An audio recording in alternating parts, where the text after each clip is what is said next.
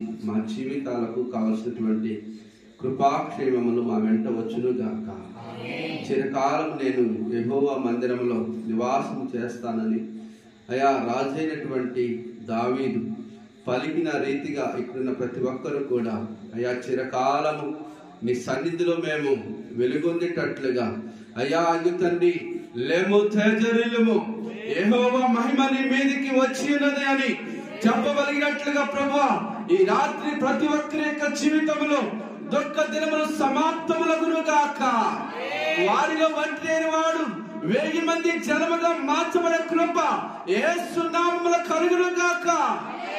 వారి జీవితంలో ప్రభువా